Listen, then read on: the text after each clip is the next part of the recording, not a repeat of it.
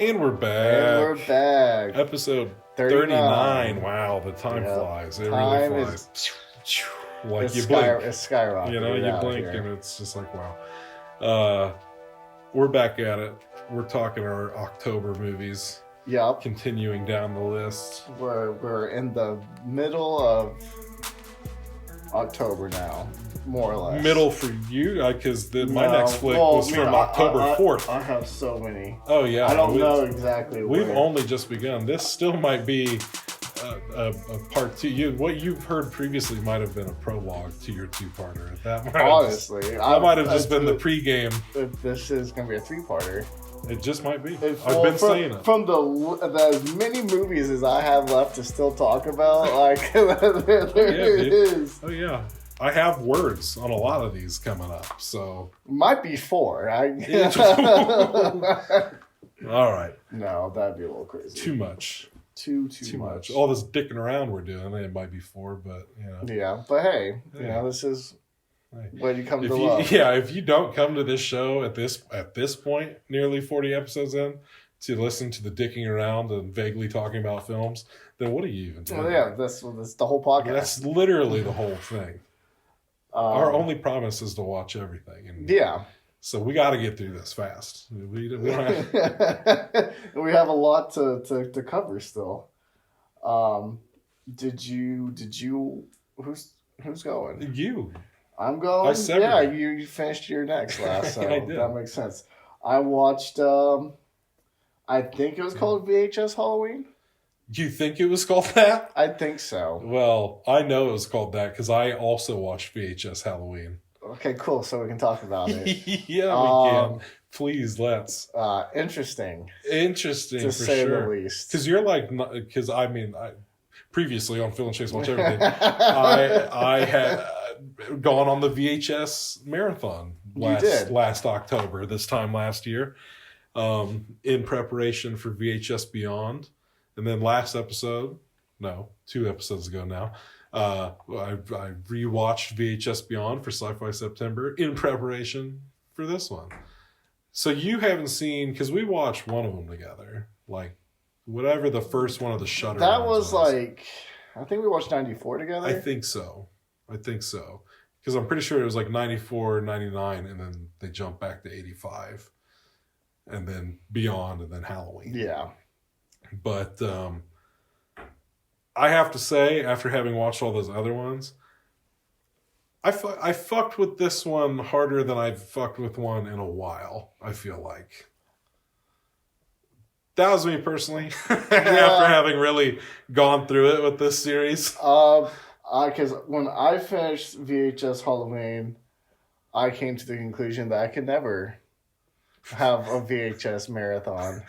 Because I can't help but feeling like, can this please just end already? Like, I was just done watching it after like a certain point. I'm just like, can we just wrap this up? It was like, because I think we had the conversation where, or you said that like sometimes it's just one too many. Yeah. Or they're just too long or something. But I kind of just felt that, like, because as soon as like the last one started, I was like, I don't even want to watch this anymore. Like, I was just kind of done with it. But they were all right. Like the first one, I'd say is probably the creepiest. Oh, for sure. That was the Coochie. You just gave me the fucking chills just now. As I'm like peering behind a corner. Since I've got Shudder right now, they've got like when you first turn it on, they got just like the little 24/7 TV channel that'll play. And because it's newer, VHS Halloween is just kind of on sometimes. Just like last year, VHS Beyond would just be on. And so I've caught, every time it is on, I always catch that first one. I'm like, ugh. That was weird. I will say this. I don't know why they feel like this was the precedent set by these movies and why we have to continue doing this. But they're all just gross.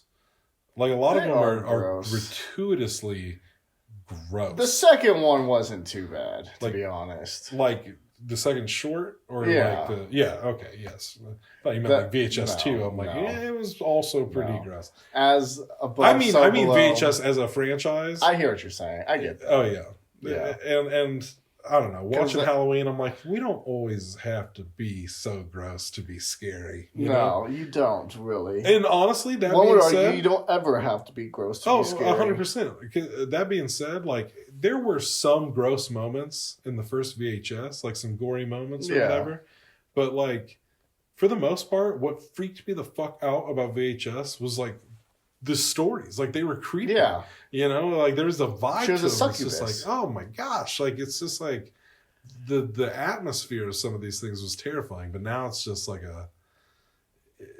I don't know. It's like this fun house. It's just like, you know, you're just getting splattered. Yeah, the little as above, so below one wasn't too bad. It might have been my favorite. That was the one where like the phone rang and then they got possessed and they all went up to the ceiling and they takes their eyes. Because then he goes back like with the cops, they make him go back. Yeah. Make him do it again. Yeah. You know, it's kind of interesting because when this movie came out, I was seeing people talk about it online and like everybody was kind of doing the same thing where they like ranked the shorts. You know? And I feel like the way people would rank these shorts would really just speak about like who they were as like horror fans in a lot of ways. Because like you would see a lot of as above, so below, like at the top of some people. Then you might see something like far more ridiculous on people's top. And like as above, so below, you know, isn't what they come to these movies for. But that's VHS for you. Yeah. Well, because also, I guess, there's the wraparound story. Which was fun. It was fun. If not a little drawn out, you know. It might have been drawn out a little bit, but it was fun. Yeah. Diet Phantasma, like, come on. Yeah. My thing is, they just die in all these weird ways. What I want to know is like, if this is Diet Phantasma, what the fuck does Phantasma do to you? Right. And that's on shelves. You know what I'm saying? Like now, oddly enough, I want to know more about the Phantasma. I feel like the saving grace for the wraparound was like the main scientist. Yeah, because he was kind of over it at a certain point, and I was like, I feel you, boy. I feel you. They just won't get it right. They won't. So yeah, there's the Coochie Coo one. There's the as above, so below. And then I think the next one was that the one with the tapes where like it was a serial killer? Oh fuck, I forgot about that one because that was such a different vibe. That was so creepy. Yeah. I felt like the ending lost me a little bit when it's like, because he set up the store owner, right, which was like cool, fine. I was fine with that, but then it's like, oh, like his body found dead, and then like 2 bodies have gone missing. It's like, or whatever, and it's like, okay. And then like my biggest thing was like, well, then who fucking killed the guy? Like if these bodies went missing, then who killed them? Right. You know, so I was just like, but I let it slide. Yeah, because for the most part, I did enjoy it, and it was creepy. Oh yeah, definitely pretty freaky. And then was it Fun Size? Honestly, Fun Size might have been my favorite. I was gonna say that was a fun time. That was a fun time. Like this is, it felt like when she got on the conveyor belt, and she was like, "I'm just done." Yeah. She was like, fuck that. Oh, poor dude though. Like, just what a fun premise, especially like as a found footage like thing. Yeah, it's like a fucking candy bowl because you take more than one piece and then you get fucking sucked into a candy bowl and to some insane Willy Wonka type deal, like fun size. Oh yeah, it's just weird. It's so weird, and that's one that like I can excuse being gross. Like I don't know, like that was a fun. That was more acceptable. And then told the dude that she wouldn't marry him. I was like, this last... So funny. It was like, like he's about to die. And she... right? You couldn't even just lie to him. Yeah, you've been lying to him for however long, and it's like, now you choose to stick up for yourself, and for what? You died anyways. Well, because I feel like it was like, in her mind, she's like, well, I'm going to die anyway, so I might as well die being honest. Yeah. Ain't going to live a lie. I don't want to be bound to you in the afterlife if I don't have to. You know what I'm saying? Right. Not making that commitment. No.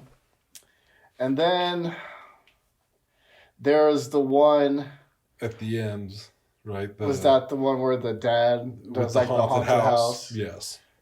Yeah. Which was fun, but as is the case with these VHS movies, sometimes it's just so relentless and so much thrown at you for so long that by the time you get to the last one, you're like, whatever.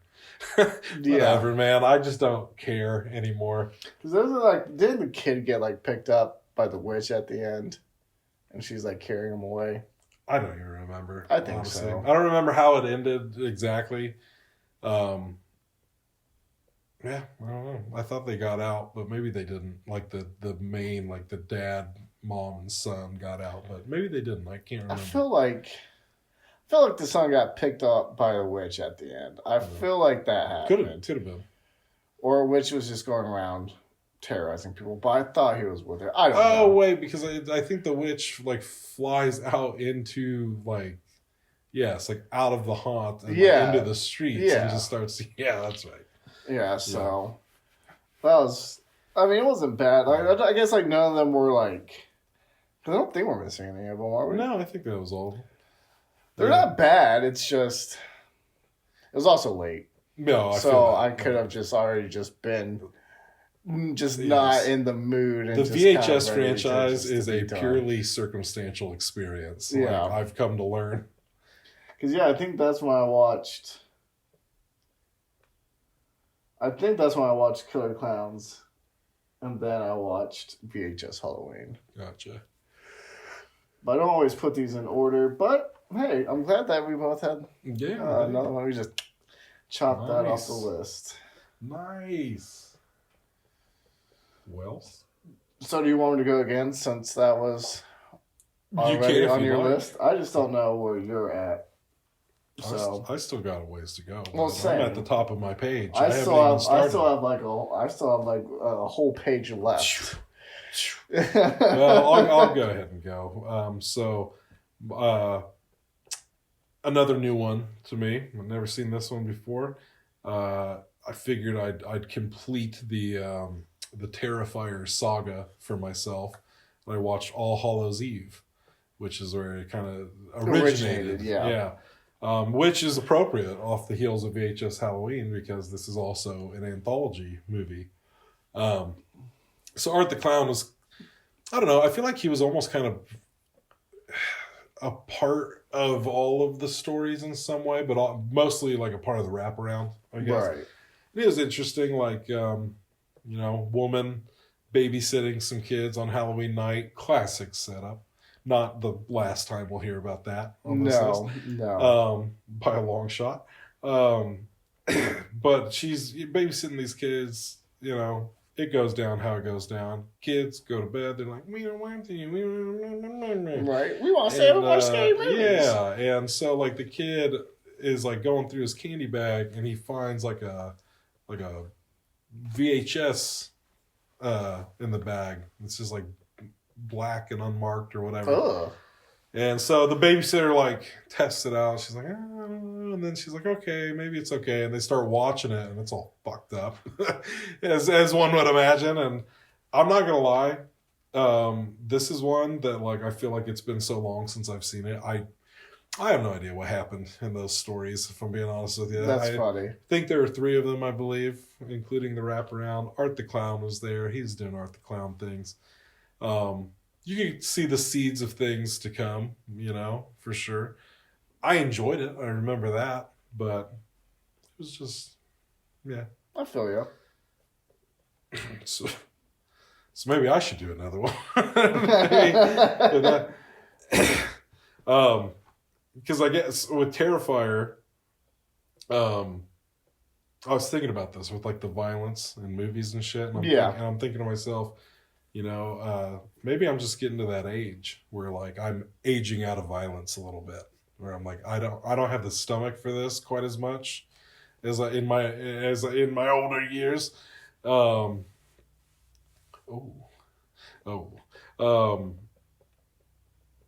I feel like if that's the case, like it's just because I'm getting older. Right.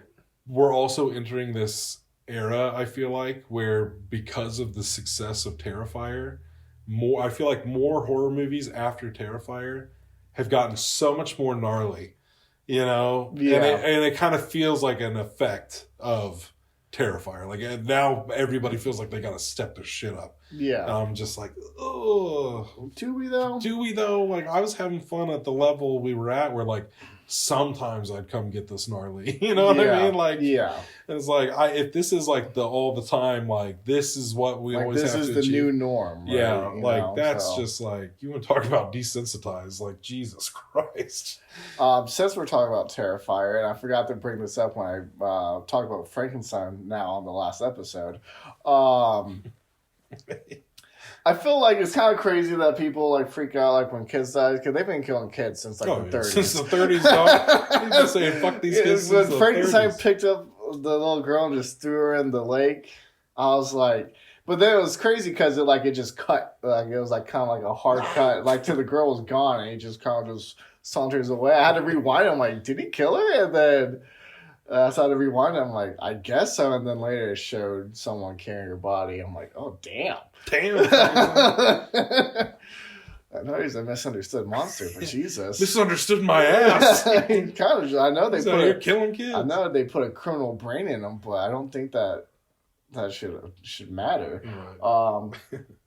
But yeah, no. So it's just kind of crazy that like. I mean, not to say that I'm not like saying kill more kids in movies. No, I get but I'm like, it's not a new. I'm not even saying like I just mean like the acts of violence themselves are like more gross. Yeah, they're like it's like over the top. Yeah, and it's just like I mean, I get what you're saying. Yeah, I just know that they killed kids in the third one, and people are like, you won't believe what they did. Yeah, that's not my type of over the top. Like I prefer it to be a little more cartoony. I feel like yeah. Something like Fun Size is over the top, you know what I mean? Yeah. Like it's like that shit's just wild. That being said, they're kind of like clowns. What are the things from Fun Size? From Fun Size, I suppose more like mascots. Yeah, scary. Scary. So I guess they've got that in common with clowns. But yeah, one movie that I watched like kind of. I don't know, really in the peak of my funk, that really fucked with me so bad, I had to turn it off. And that hasn't happened to me in quite some time, but that was Bring Her Back. Did you finish? I did finish it. Did you end up watching it? I did watch it. Well, I'm really curious. I ended up watching it twice, technically. Twice? Fuck off. Yeah, dude, it hit me weird. I was just in such a funky headspace. That's what you said, and you said you had to turn it off. I did, man, because it was like one of those that's things. What intrigued me the most to watch it. I was like, you know what? Yeah, I will check it out. It made me feel icky. I didn't feel good about it. It's an icky movie. It's an icky movie. And it's funny you said that because I watched it the first time. I said, did I really feel that bad? Watched it a second time. And well, to be honest, I couldn't even remember the movie. Fair enough. So, because it ended, and my first reaction was, "Take her back" was better, or talk to me. Yeah. And bring her back, take her back, bitch. I even put "bring her back" as or "bring her home" as I wrote it on the first one. I had to cross it out and write "bring her back." But then I watched it the second time out, and I watched it with someone. I was like, "Yeah," I was like, "You can watch it." I was like, "I don't." Because she isn't really big into scary movies either. So I was like, well, from what I remember, I was like, I don't really think it was like anything too terrible that happened. And whoops.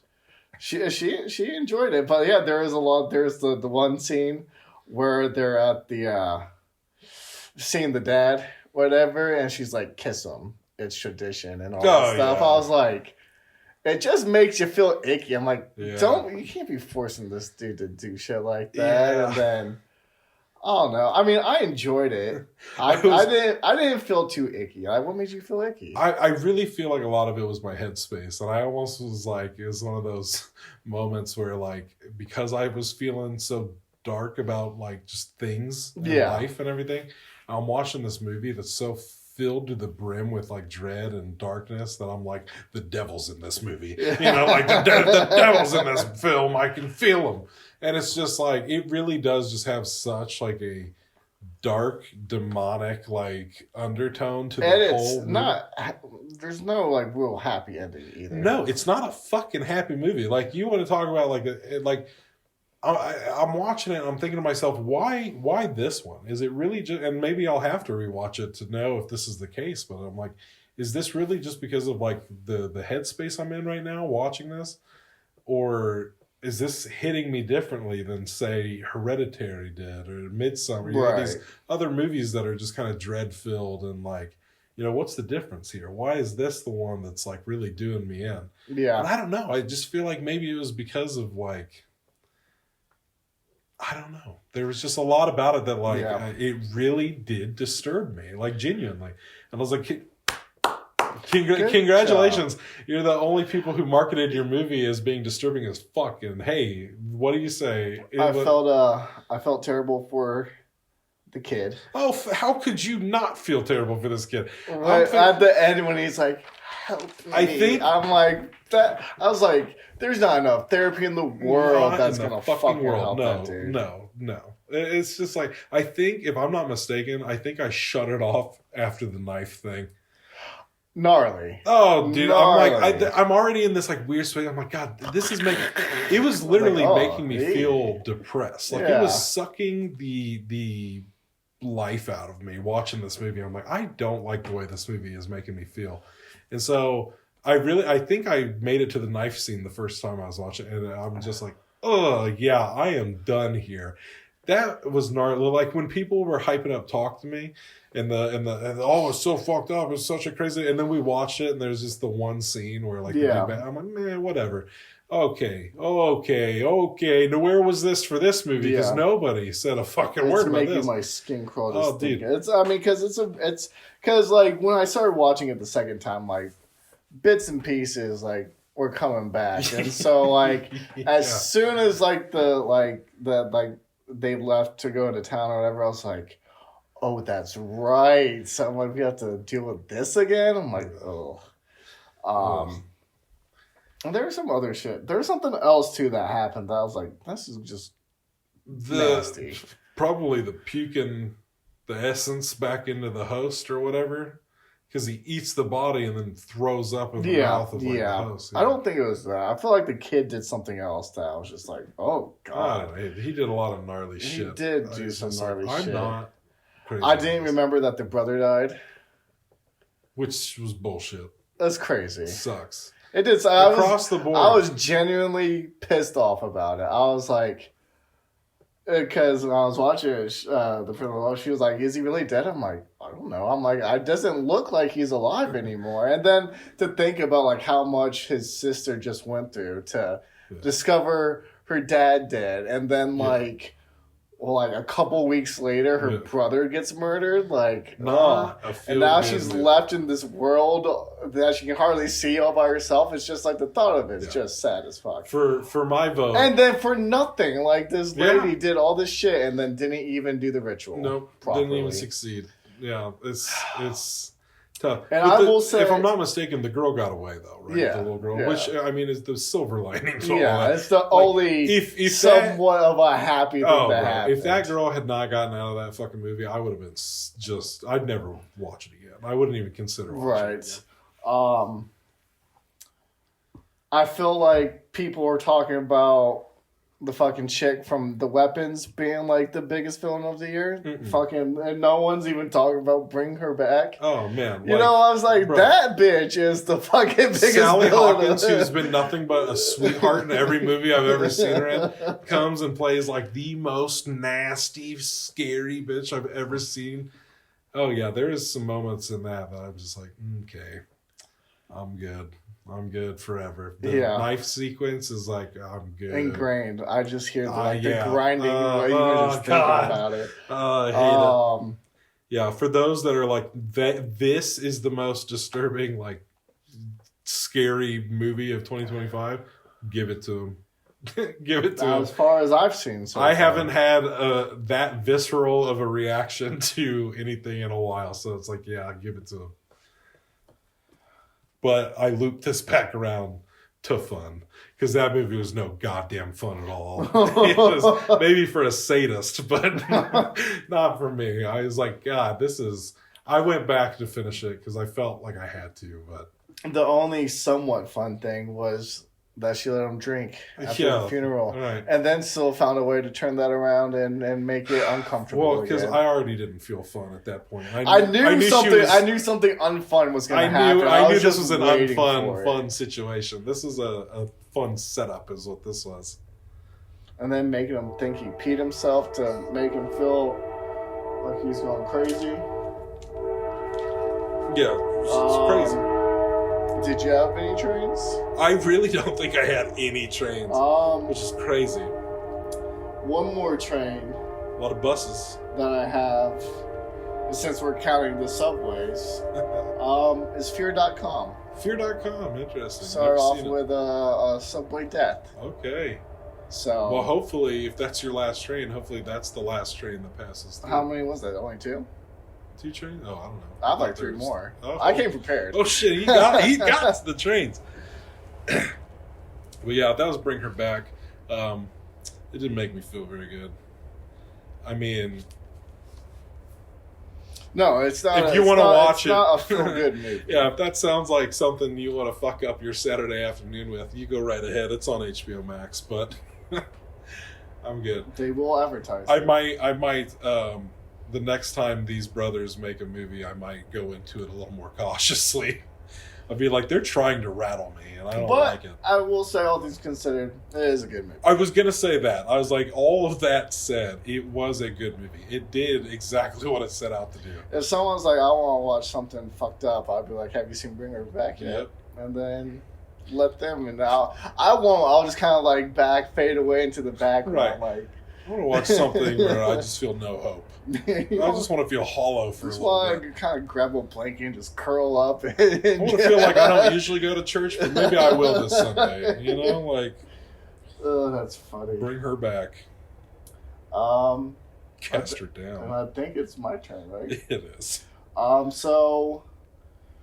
I was going to bring it up earlier, but I didn't want to. Okay, you didn't have to. When we were talking about James Gunn, I watched Slither. Slither, never made it to Slither, but I have seen Slither. So I'm glad you watched it so that we can still just kind of... Yes, it's one that I have not seen.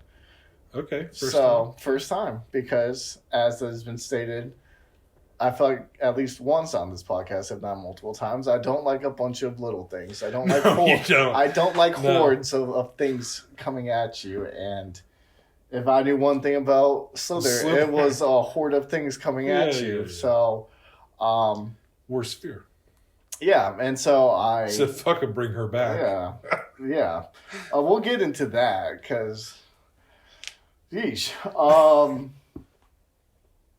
But yeah, I enjoyed it. It was a good time.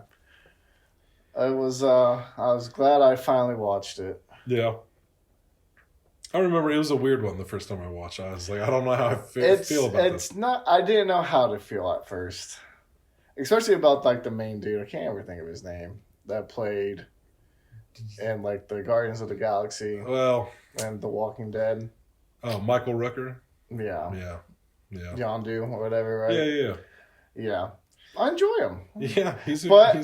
He was a little frustrated that his wife wasn't putting out. Yes, he was. Went to the bar to blow off some steam, ran into an old friend, and she was ready to clown around. And she sure was. And I was mad at him because I thought he was going to. And then he was like, "No, wait, I can't. Yeah. I have a beautiful wife at home," and then still got fucked over and got turned into an alien. Yeah. But I felt like he had some redeeming qualities. He saved your life.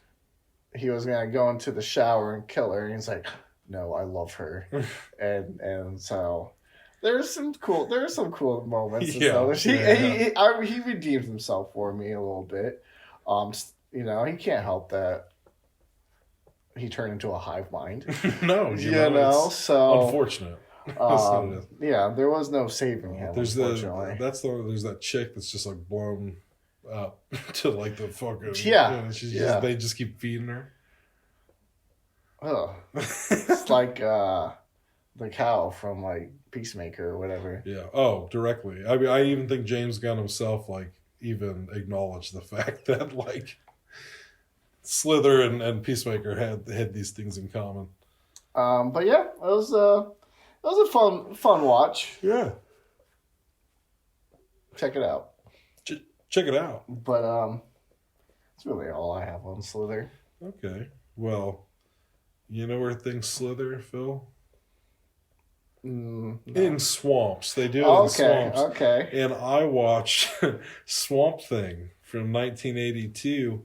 I've been reading the Swamp Thing comics. Right. You're a fan. Even though earlier on I mentioned how I don't read DC comics. Well, this one I do. This is like the one. This is the exception. Yes.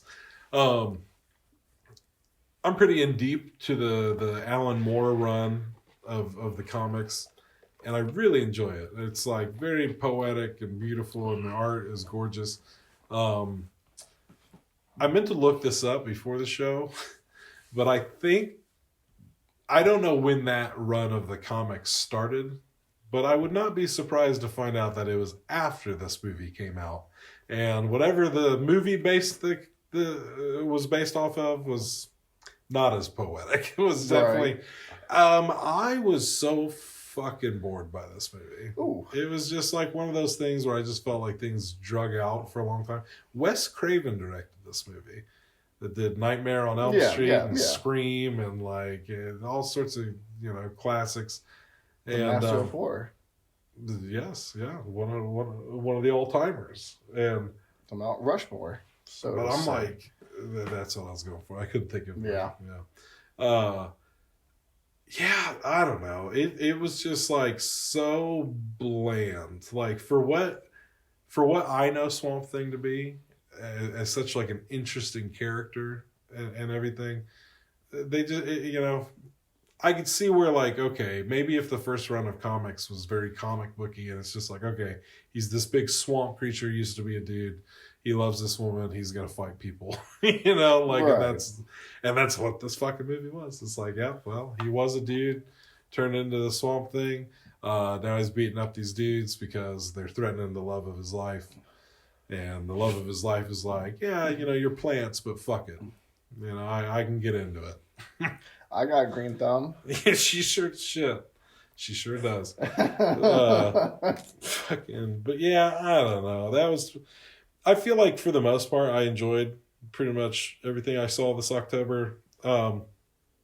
Probably with the exception of Swamp Thing. Swamp Thing was just okay. I mean, Swamp Thing's the kind of thing that like, if you can't find the remote and it's on TV, you'll fall asleep to it. Whatever. You won't. It's whatever. Is I. Next. It's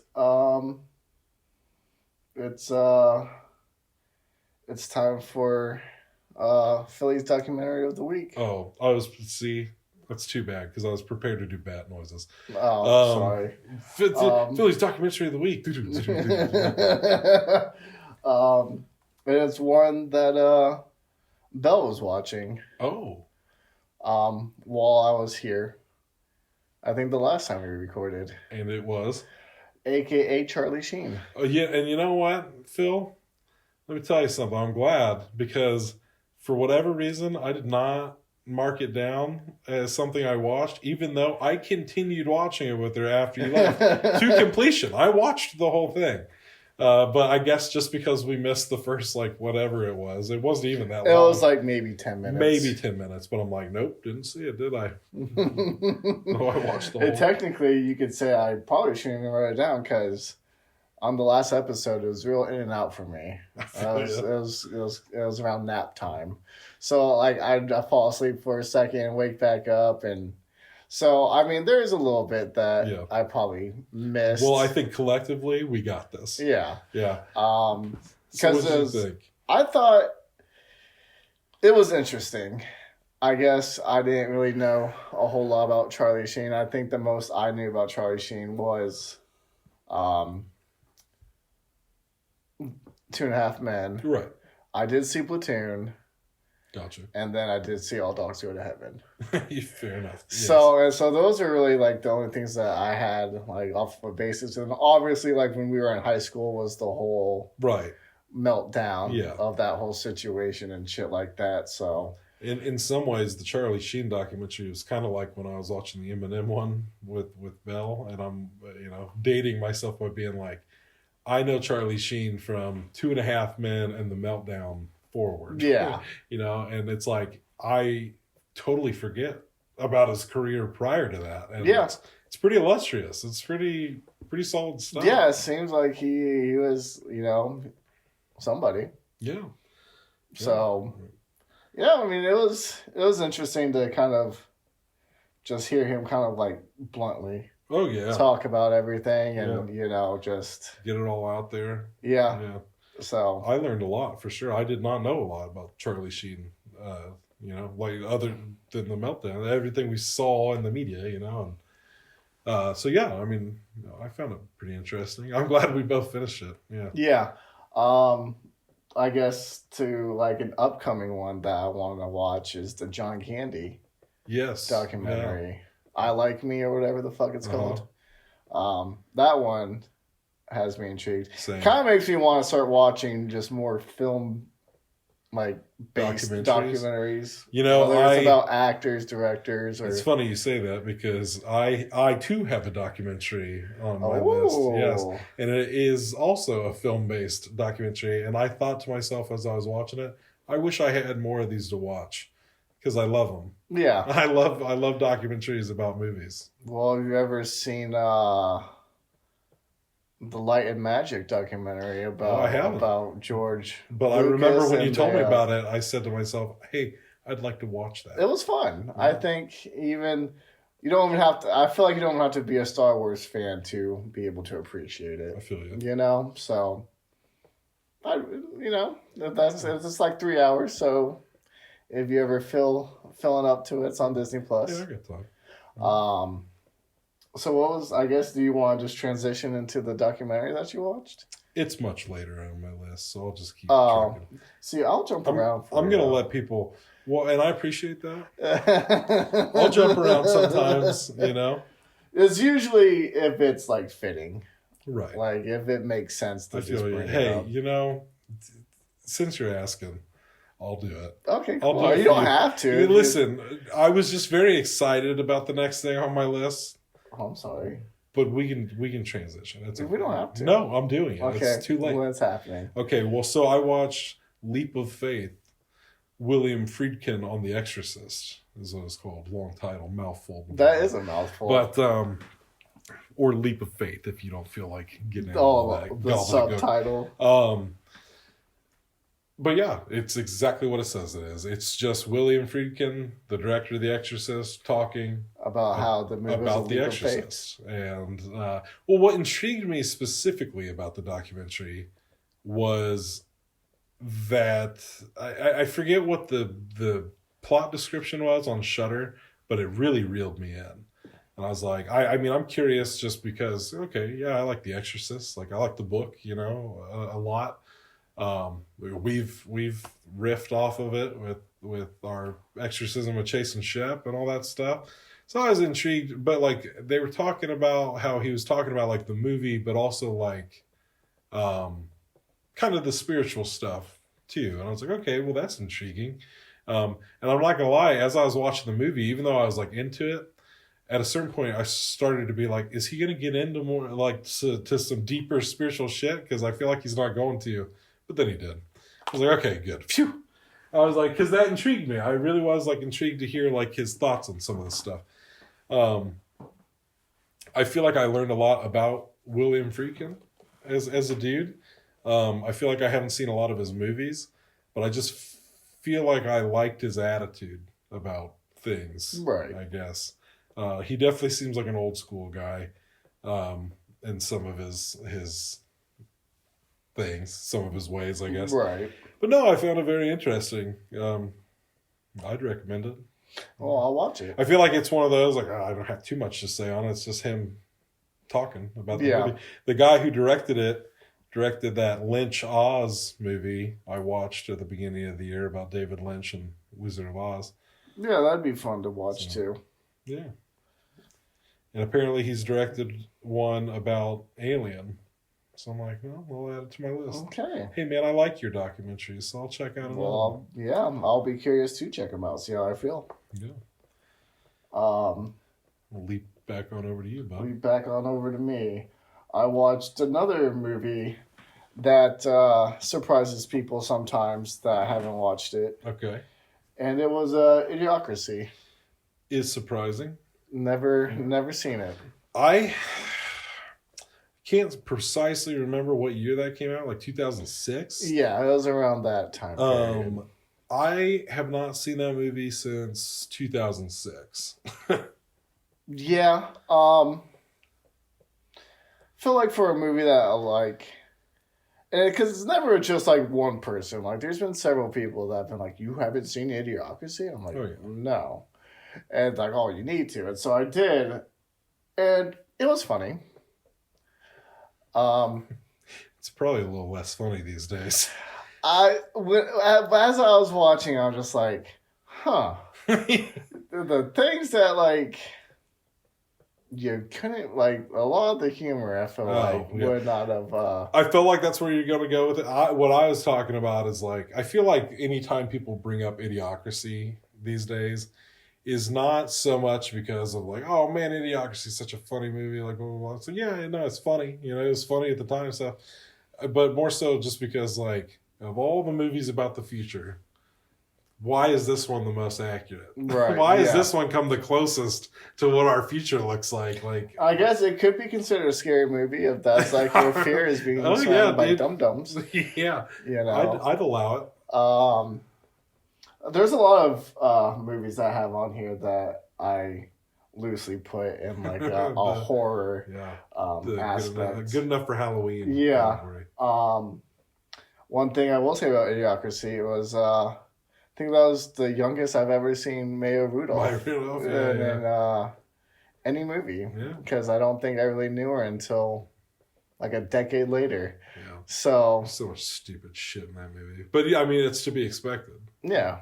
You know when... Ow, my balls. Like, the electrolytes on the crops. Like, Jesus Christ. It was something. I'd be curious to rewatch it 20 years later. Yeah. Well, maybe I'll do it next year for the 20th. It'd be cool to see how it holds up for you. I am curious. I probably won't be watching it again anytime soon myself, okay. but you know, that's just...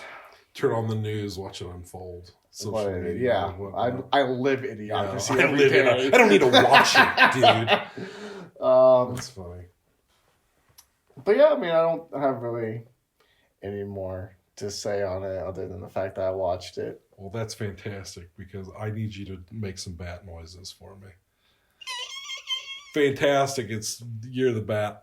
And I'm about to tell you, just start looping the sound. You can just insert it wherever. I never do that much editing. My goodness. All the sound effects. I love this movie. I love what? Yeah, you're gonna have like the fanfare for my documentaries of the week. There's so much we could do. Listen, the moment I just quit focusing on everything else, it's hopefully the moment everybody starts listening to the show. I was about to say, at that point, just hire someone to fucking do the editing for us. Right. Intern. Right. If all that's being done, that's because people did start listening to the show. Right. Help us advance our podcast to be able to put in sound effects. Get us a soundboard at the very least.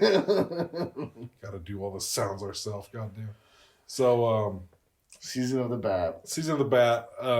Honestly, up there with Dracula for one of my favorite vampire movies I watched this season. Let's see if it's one I watched. I doubt it. Oh. But maybe you did. I might be surprised here in 2 seconds. I watched Vampire Hunter D. Nope. Yeah, I'm sure did not think. Sure. I felt pretty confident. Sure on did that not watch that one. What? You said what? I don't know where you found that. What the fuck did you just say to me? Vampire Hunter D. And I'll tell you how I found it, Phil. Is it just like the letter D, or is the it letter D? Yes, it's the letter D. I didn't know it was like D-E-E. Yeah, fair question. Yeah. It's D from It's Always Sunny, hunting vampires. That would be fun. God, you wish.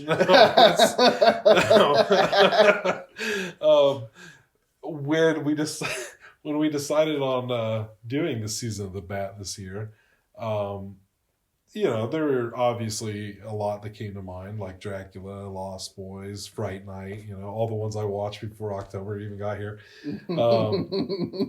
But I looked up some lists, what are some vampire movies to check out. And I'm looking through the list, and this one kept popping up called Vampire Hunter D. And it was an anime movie from, I think, the 80s. And it had me intrigued. I was like, okay. And then it was on Shudder. I'm like, okay, perfect. It was meant to be. I'll check it out. But my thing is, I'm like, why is this the first time I've ever heard of this movie in my entire life? You know what I mean? If it's on this many lists and it came out in the 80s, why is this the first time I've ever heard of this movie? Even when I was doing like research on anime, when I was working at the library and like running that little anime club and shit. Yeah. How the fuck did I never come across this movie? I don't know. But as you know, I'm not like super huge into anime.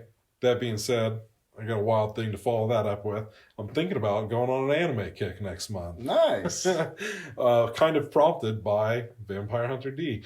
Because I really fucking loved this movie. It was a fun time. Similar to Killer Clowns, 10 out of 10 would recommend you do it altered, probably. I was like, man, to drop a little something and watch Vampire Hunter D would be a trip. Yeah. For sure. But it's like sci-fi, but vampires and shit. Like it's set in the future. It's that was interesting. There's a big reveal at the end of like what the D stands for. I'm like, oh, okay. That one was a little like, okay, whatever. But I don't know. There's just something about that whole movie that really worked for me. And I put it up there on my list with like Akira and Afro Samurai and Cowboy Bebop. Like I really fucking dug it. And I'm excited to learn more about it because apparently they're based on books. And I ordered one from the library. Nice. I'm very curious about like this world of Vampire Hunter D. It was just such like a mesmerizing flick, and I liked the vampire stuff. It worked really well. Well, there was one thing. Now that I'm thinking about it, there was one thing that does, file it under things that make you go, I just couldn't help but be like, why is it that this main, like the main girl in this, her short skirt is just never long enough for some reason. Like her panties constantly drifting in the wind. Like they're always showing up. And I'm just like, you dirty bastards. Like you're telling me everybody else's pants fit in this place. But hers. Didn't even make it like a futuristic choice of like all the girls are like this. Nope, just hers. Just hers.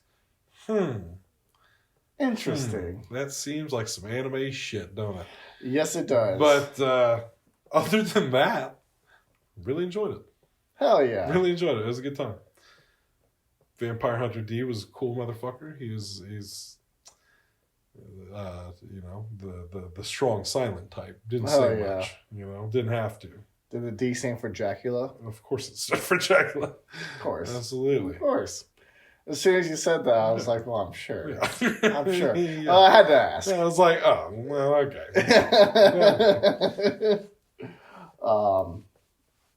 10 out of 10 would recommend. Yeah, it's interesting. Because like the main vampire dude is like, it's like all coming back to me now. This is what I watched a while back. The main vampire dude tries to like take this woman like to be his bride or whatever. Right. But then I want to say it was like his daughter or something. It was like the princess. He was the king. This chick was the princess. And like, I don't even remember what her angle was, but she was like, "You're not marrying my dad." Basically, it's like you're gonna die, and that became like this whole kind of interesting subplot as it went along.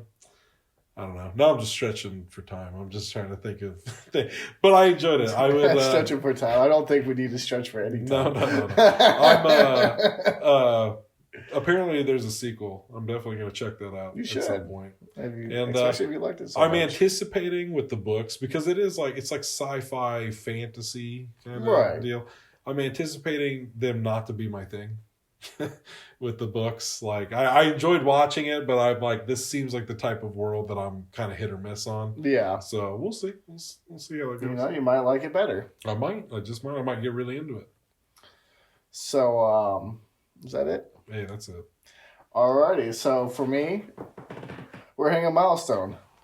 Hitting a milestone? Yeah.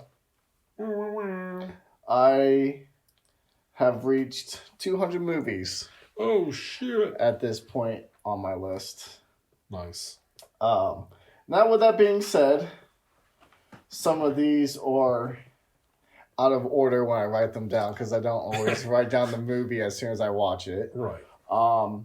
But as what's listed next to my 200th movie is Honey, Don't.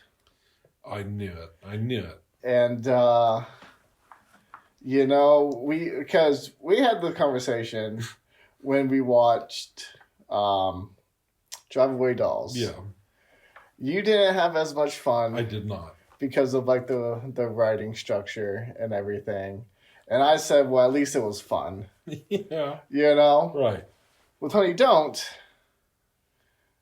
it wasn't well written and it wasn't fun. Oh. So it was a pretty big disappointment for me. Now, I didn't go into it with like these super high hopes. You're like, not you, Margaret. You know, but I did like the cast, and I was like, interested. I'll watch it. How could you not like the cast? That's what's getting you in the door. And it was just disappointing. It ended, and I was like, wow. Dang. But not in a good way. I feel like they just like, I don't know. They just like ended it. Like they're just like, oh, and this is wrapped up, and everything that this has been building up to, like we're just not even going to resolve any of that. And I was just like, okay. So it's like, yeah. So there's like, I felt like there was like a whole storyline that they just kind of like, oh, well, no, it's fine. I'm just like, well, somebody read the script and they go, and what about this? They go, oh, fuck. And they kind of penciled in the ending. Yeah. I mean, I don't know, like, if they tried to like loosely connect like the two things. Because there's like the thing with the church. Okay. And then like her sister, Margaret Qualley's niece goes missing. Yeah. And so like the church are like killing people and they're doing bad stuff for like French people or something. It doesn't really ever get into why Chris Evans is having to kill these people or like what that whole reasoning was. But it's like alluding to like this whole thing was like because of the church. And then we're just gonna spoil it for everyone. Well, I'm not gonna lie to you. I don't know if I'll watch it just because I didn't enjoy the first one. Yeah, and I don't. I will say this: my condolences, because I know you were very excited. I would not recommend you to watch this. And so then there's like Aubrey Plaza, which is kind of like her love interest. Should have watched this, honey. Don't. Pretty much. And so it turns out that she's the one that kidnapped her niece, and that she was linked with other murders. And so then, like, it's just like, oh, well, it was her. And then, like, the whole church thing just never gets resolved. Like, they never go back to it. They never say anything. I'm just like, oh, so they just got away with this then, essentially. I was like, I don't know if Aubrey Plaza was connected with the church somehow or what that deal was, but I just felt like it kind of just happened out of nowhere, and then it was just over. And I was just like, oh. Bogus. It was bogus. I felt like Charlie Day's character was just very one note. Yeah. Which was sad because like in the trailer, she was like, "Oh, go out with me," or whatever. But that was literally just his whole shtick. Like every time you saw him, he'd be like, "Yeah, and why don't you ever go out with me?" She's like, "I like girls," and then he's like, "You always say that." And that conversation happened like 5 different times. Jesus. I'm just like, okay. And yeah, I will say I enjoyed Margaret Qualley's performance. I thought she did a good job. I thought Chris Evans was having fun. So like it wasn't all not for nothing, right. But overall, like story wise, it just kind of fell apart, and I just didn't really like that. Are you gonna finish the trilogy if they finish the trilogy? I feel like out of completion's sake, I almost have to. Makes but sense. That's why I'm gonna go in with a real bad taste in my mouth. I'm feeling like maybe I won't watch the second one because if I do, then I am in it, and then I have to watch the third one. So you're in it. I'm unfortunately stuck. But hey, maybe that third one comes around and it's the best one yet. At least I'm like half and half on it. At least I did enjoy Driveway Dolls. That's true. So maybe. Hey, we'll see. Maybe. Stay tuned. But yeah, that's really all I have to say on that. Alrighty. I had a rewatch, a nice little throwback, Monster House, the animated one. Okay. Yeah. You with me? With me? Yep. Okay. All right. It's clicking. The house is alive. Fucking A, it is. And it's a classic. I remember seeing this in theaters when it came out back in 2006. It's a fun movie, man. It's a fun movie, like especially like for a kid's like Halloween movie. Like the horror is pretty legit. I feel like I feel like because we watched it, with my son and shit, and he was into it, but like it was a little spooky at times, Yeah, it does. Old Steve Buscemi, like, get off my lawn, Do you want to die? No. Of course not. Snatching up everybody's shit, but like also like what a sad story too. Like I feel like the older I get, whenever I see Monster House, I'm just like, damn. I think I've only watched it the one time. It's because like the spirit that possesses the house is his dead wife. That's what I thought. Who was like a large lady that got made fun of a lot, and then like she was always the neighborhood kids were always picking on her, and she was all mean and crotchety because of it. And then she's kind of mean to her little twig of a husband, and then like she accidentally fucking dies, getting like buried under the house in the cement and stuff, and then her spirit takes over the house. And I told Belle, I said, this is how I learned what a uvula was this movie. But fun little cast. You got Kevin James, Nick Cannon as the cops. Oh yeah. Yeah, man, it's just a good time. I remember around that time as well playing the GameCube game back in the good old days when they had the movie tie-in games. Yeah. Oh yeah, buddy. Yeah, that was a fun one. Those were the times. Those were the times. There was even a little mini game in it where you could play the arcade game that the dude's always playing at the arcade in the movie. Oh yeah. Yeah. It's great. Good times. But yeah, no, it holds up. It really does. It's a great movie. Well, I'll have to rewatch it someday. Yeah. Maybe next Halloween. Maybe. Who's to say? I don't know. You are rewatching more things next year. So. That is true. Strictly. I still have been strictly just rewatches. No, I can't do that. I mean, I could. I've seen enough movies to enough. Never watches anything. I could rewatch movies for years and still not finish my list. Yeah. I'm sure.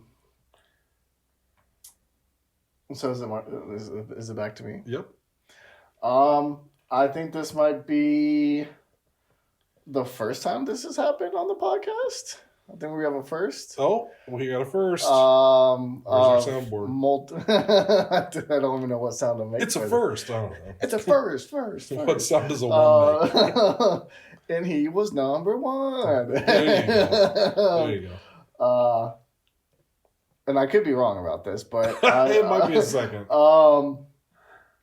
I've watched a movie twice in theaters since. You're saying since starting the show, this is the first time you've seen a movie twice in theaters? Yeah.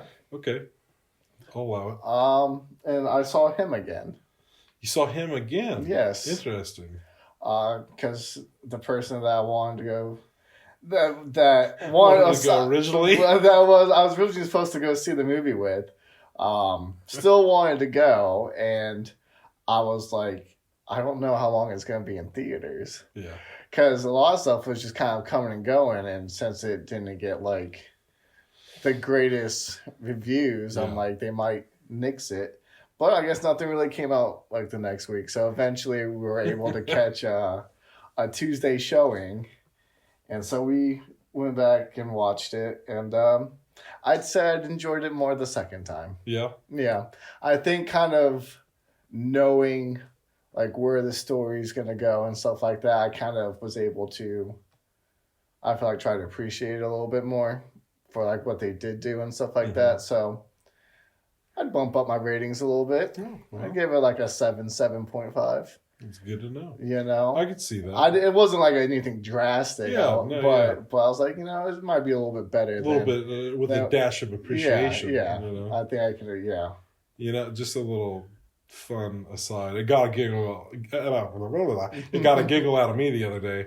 I saw a trailer for a movie coming out later this year called Remembering Him. And the kid from Him is in it. And I saw him on the thumbnail, and that's what made me watch the trailer, was because, is that who I think it is?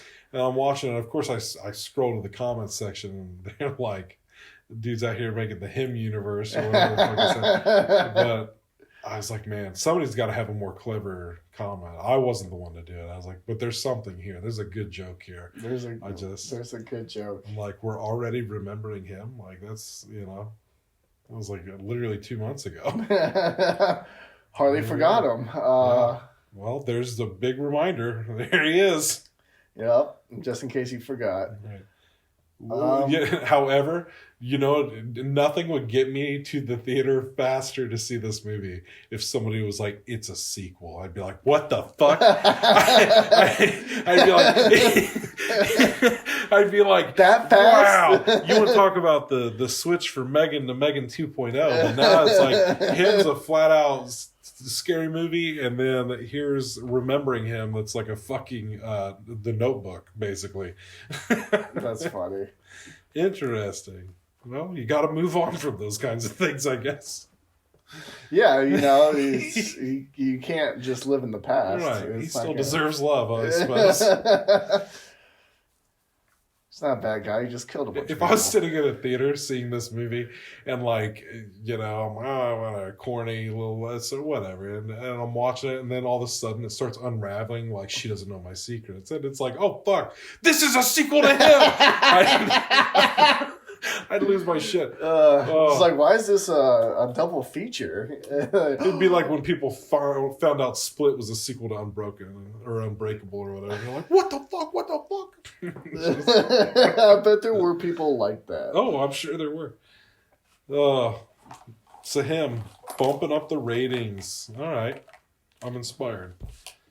So far this episode, I've been inspired to rewatch some things and to never watch things ever, or to never watch them again. Yeah. So that's a fun journey we're on. That's a lot's been happening. So the one I got next is interesting because as I was looking forward to watching it.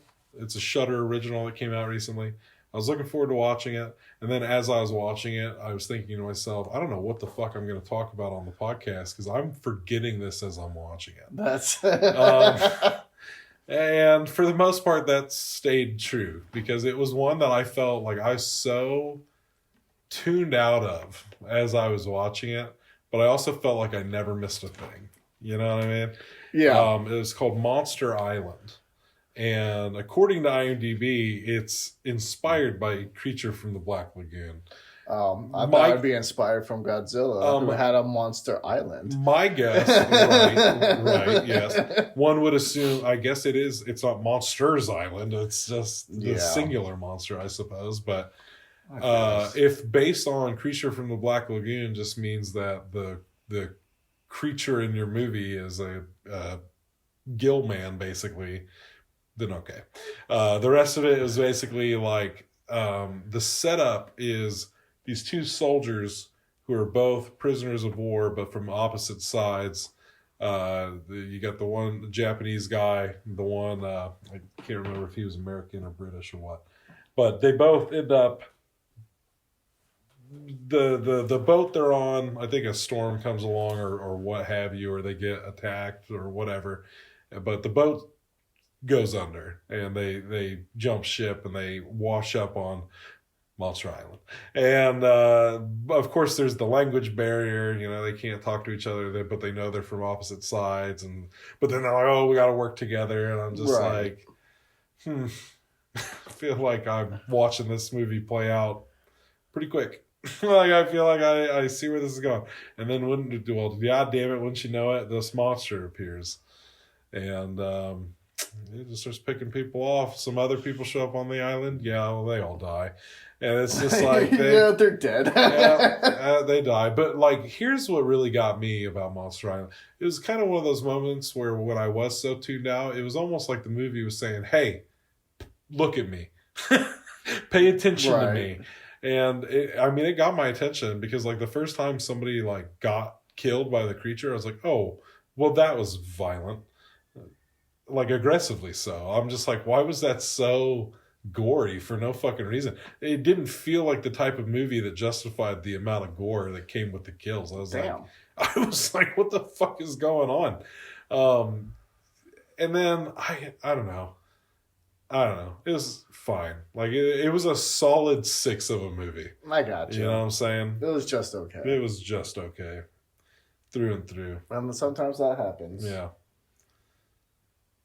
And that was Monster Island. Monster Island. I prefer Monster House. I don't blame you. Yeah. From the sounds of it. So, the next movie that I watched was Warfare. Okay. And I guess you can call it scary if you think war's scary. I do. So that can be that would be a scary situation to be in. I feel you. So how was the follow-up to Civil War? I enjoyed Warfare. Seemed like something you might enjoy. I feel like it was a pretty good war movie, all things considered. Yeah. And I've actually been pretty excited to see it. Yeah, I would recommend. I feel like they had their own little Saving Private Ryan moment with the whole storming the beach and the distortion and all that. There's a scene that I thought they did a pretty good job on, and I thought overall it was a pretty decent watch. Well done. Damn fine. I love yelling.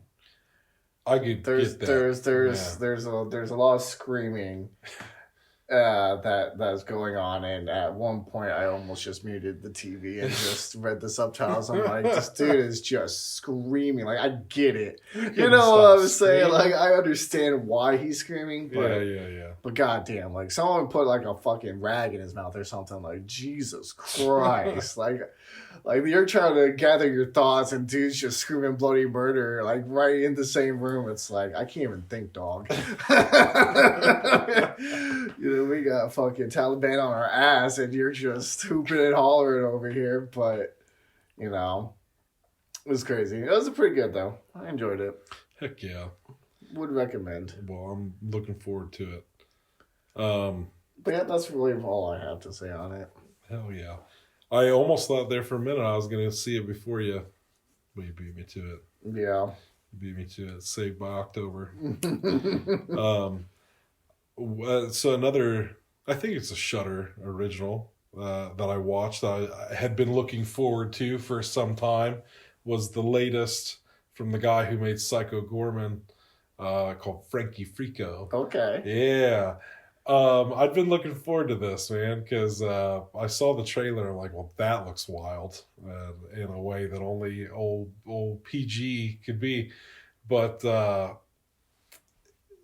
because like Frankie Freako himself, it's like him and his little band of buddies are all puppets that are like, maybe the best way to put it is like they're kind of like Garbage Pail Kids. Okay. You know what I'm saying? Yeah, kind of puppets. And it's like the guy he's a square. And the main guy, he's a total square about things in life. And he doesn't let loose. And his girlfriend's like, you know, you're such a square. Blah, blah, blah. And he's like, not me. I can party, you know, but he sees this fucking ad for Frankie Freako. It's like, get your Freako on, you know? It's just like this like late night advertisement with this fucking gnarly looking puppet being like, give me a call for a good time. So he does. He calls the number. That'll be fun. And he's like, I'll show them I'm fun, you know? And it's like... So that's what happens when you try to prove yourself. Well, and the thing is, something I didn't expect from the movie, but I definitely should have expected after seeing something like Psycho Gorman. I guess something I've noticed this director does is like he really leans into whatever he's doing, I guess. And it's like with Psycho Gorman, it was absurd and it's funny, but it had its own kind of frequency. Whereas this is like, it's very much like a 80s sitcom like vibe to it. Right. To like where the main character is like shucks darn, like, you know, he's just like, he really is a square. Oh, shucks. But then what happens is like when the Freakos show up and everything and they just start like terrorizing his life, you think it's gonna go one way where it's like he's just gonna roll over and be like, oh, these puppets are, you know, ruining my life. But no, he starts fighting them back. I almost didn't say back, because I feel like he kind of starts it. But like he does get violent with them very quickly. But god damn it, it's a blast. It's so much fun because then there's like a bigger villain that forces him to work with the puppets and shit. And it's just such a wild story. Hands down. So before I watched it, in the little on Shudder, you can review things and just like a comments section. And in all the reviews, I kept seeing the same thing over and over again, which told me there is a character in this movie and this is its catchphrase. And it just, all these comments said Shabadoos. That's what it said. So I'm just reading all these before I see the movie. And I'm watching it. And so Frankie Freako is the leader. And then I forget what the female one is. But she's like a little cowboy. Has a little bandana over her mouth. So you only ever see her eyes. But then the other one is called... Boink Bardo. Boink Bardo. Now here's the thing about Boink. He's my favorite. And it immediately made me realize why the comments section was the way it was. Because it is his catchphrase. He's like a little cyborg looking thing. Ugly as sin. They all are. But he's obviously a little slow compared to the others. And his little catchphrase, like he says it just like this. He goes, Shabadoos. that's how he talked. And he keeps saying it. And what I almost just kind of hated was after this movie was over, how much I still to this day, this has been weeks of me going around the house just saying to myself, Shabadoos. And now it's become a thing. I started saying it to my kid and he says it back to me all the time. And it just like, it grew on me so fast. Like instant. Just, I was like, well, that's hilarious.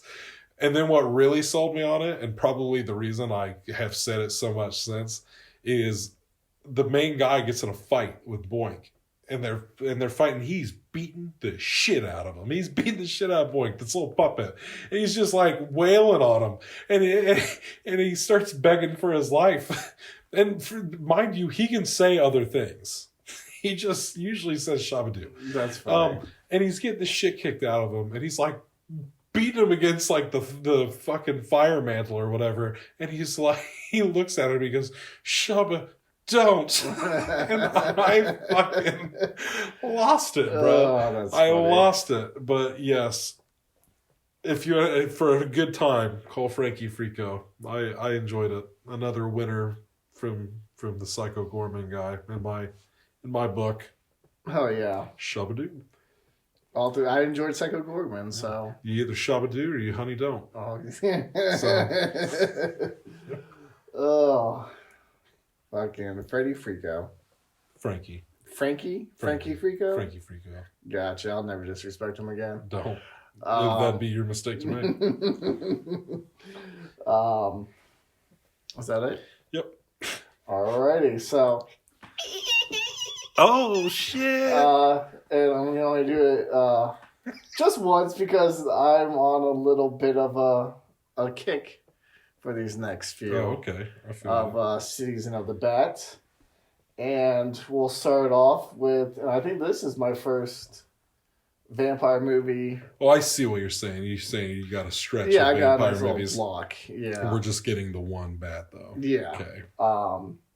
I watched. I can loop it. The Invitation. It's a vampire flick, huh? Yeah. Did not know that. Well, wait a second. What are we talking about here? What is this movie? Is this like the wedding one? Yeah. Okay, never mind. Because there's a different movie called The Invitation. I was like, really? No, it's not. Because it's a totally different movie. Gotcha. Okay, yep. All caught up. And this is the one that I contemplated looping into the end of the first episode. Okay. But I felt like it wasn't earned. I feel you. Because she is kind of like a final girl type situation. Right. Wasn't bad enough. But wasn't bad enough. Gotcha. It wasn't like... She could have put up more of a fight. It wasn't from start to finish. It was like... More fun. But it was kind of a slow burn as into the reveal of him being a vampire, if you did not know that going into the movie. Right, obviously. fair enough. So yeah, she only had so much time to fight back, but she didn't just take it. She was like, nah, I'm getting out of here. And so, I mean, it was decent. It was a decent watch. It looked just okay. Yeah, it was fine. Yeah. Nothing really more to add, but it was a vampire movie, so... Well, then we might have a couple quick ones here, because my next one I don't really have a whole lot to say on because I don't remember too much of it. Trick or Treat Scooby-Doo. Okay. Yeah. I'll let you guess who picked that one out. But it was enjoyable. This is weird to make this the first thing I talk about with this movie. Just the first thing that jumps out at me, and I was having a conversation with somebody about this, at some point in time, and I don't know when it was after the early 2000s. I know that much, because in the early 2000s, Velma was still like this, sexy, doing the whole thing.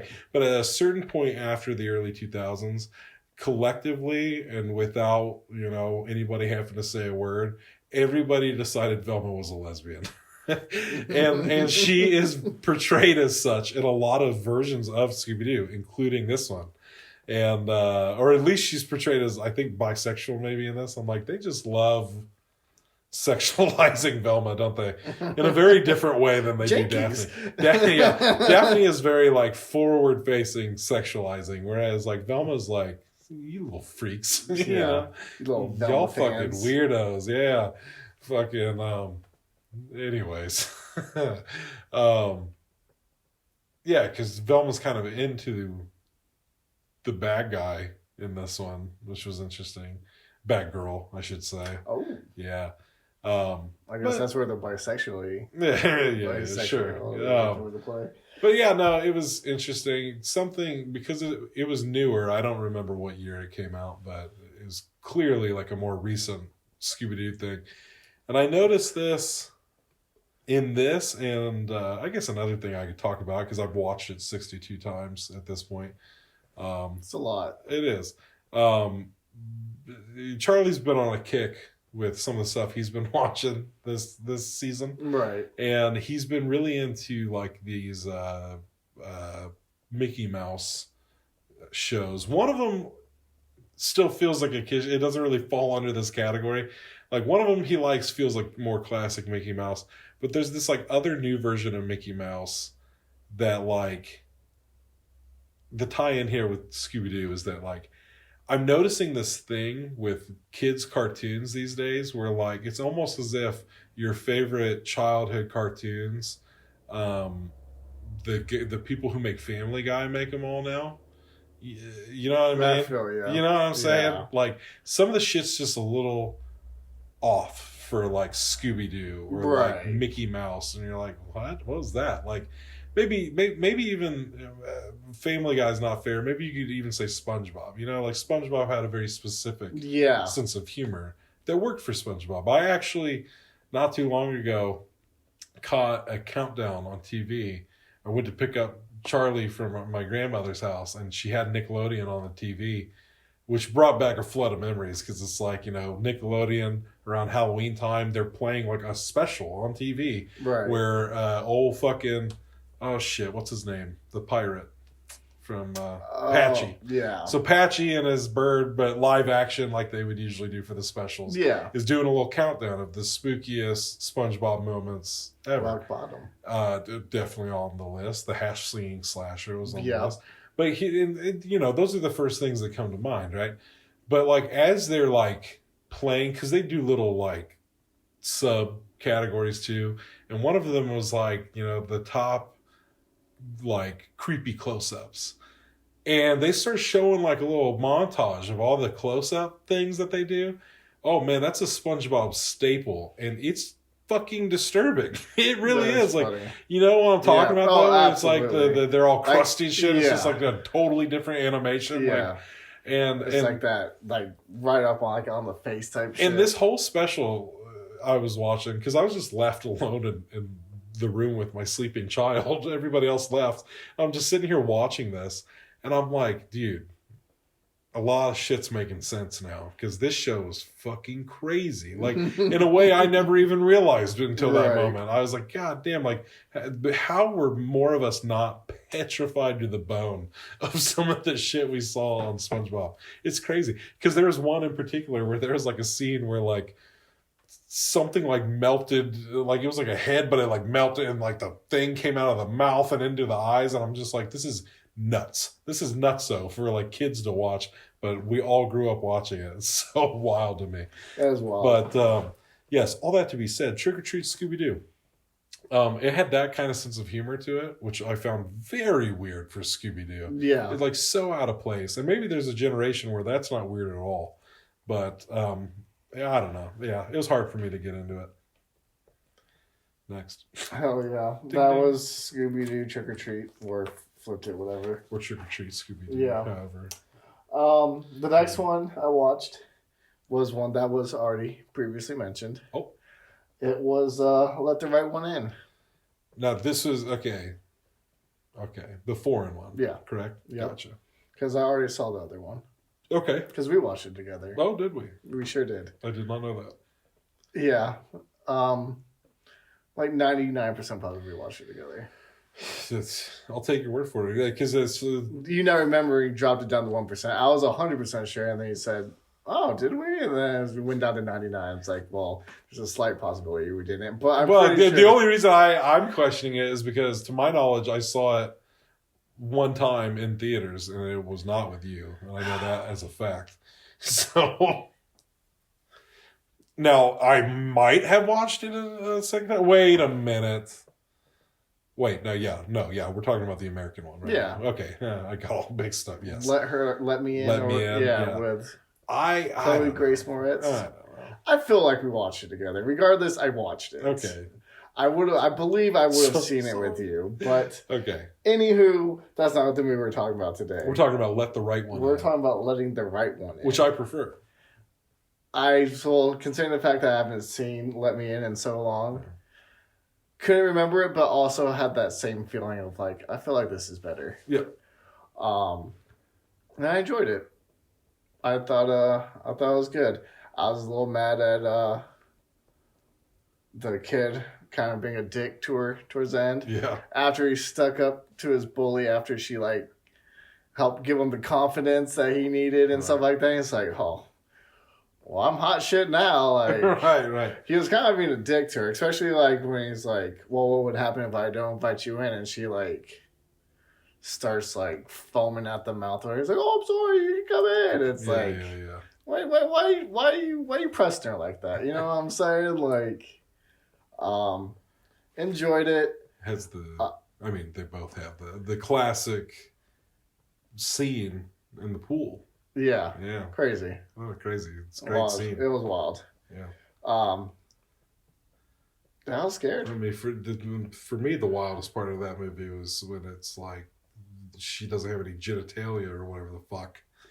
You remember that part? No, can't say that. Well, if I'm not mistaken, I think they did it in both versions because I distinctly remember thinking when I saw the remake, like, there's no way. I was like, there's no way the American version of this movie is gonna keep that in there. I felt like that one just that moment must have just slipped right by me.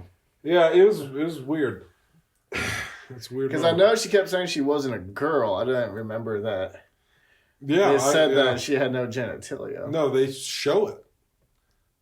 They show. I must have took a piss or something because I don't remember that at all. Oh yes, unless I'm just like mad tripping right now, I'm pretty damn positive. Yeah, that has been a core memory associated with that flick. One thing that I noted, Dad Horrible Killer. Okay, sucked ass at it. Yeah. Because there was the beginning where he like tied the dude up in the tree. Yeah. And then there's the second time where like he's like in like the school or whatever, and I was trying to like drain someone like in like a fucking room, and then their friends came and looked for him, and then he like poured the acid on his face, and then his daughter drank his blood. Fun stuff. But yeah, that one girl going crazy and then exploding in the hospital room, that was gnarly. Yeah. It's been a long time since I've seen this. But yeah, I enjoyed it. I thought it was a fine film. Fine film. Damn fine film. Well, here's what I'm going to do. This next one, I'm going to breeze past it. Gotcha. So that we can get to the next one after. Because I know we can talk a little on that. But my next one is one that, without fail, I usually watch. I wouldn't even be surprised to find out that we've already talked about this on the show last year. It's Halloweentown. We did. I'm sure we did. I'm pretty sure you watched both of them. I almost guarantee it. I technically watched both of them again. This is the first time I thought to myself, I almost don't even want to write this down because like I've seen this shit so many times. Like I could literally be in any room of my fucking house doing whatever and know exactly what's going on in that movie just by the sound, you know? And I mean, nothing's changed there. It's still Halloweentown. It's still a classic. It's a great one for the season. So Halloweentown. So flying past that on the next one. Flying past two, technically. Sure, yeah. I didn't count this. I didn't even put the second one down because I didn't finish watching it. You didn't need to. I really didn't need to. So yes, even literally that very same day, I watched The Black Phone.